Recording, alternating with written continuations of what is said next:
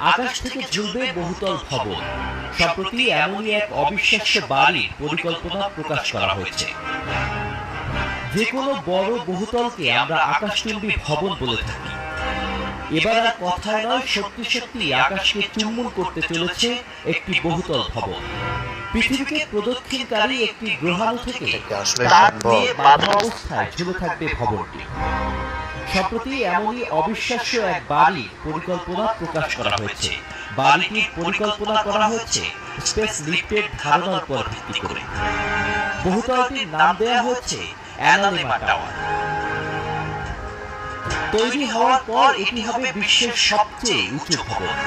রেস্তোরাঁ, দোকান, অফিস, বাগান, অ্যাপার্টমেন্ট, এমনকি ঈশ্বরের উপাসনার জায়গাও থাকবে শত শত তলার এই ভবনটি। সেই সঙ্গে এই ভবন থেকে দেখা যাবে পৃথিবী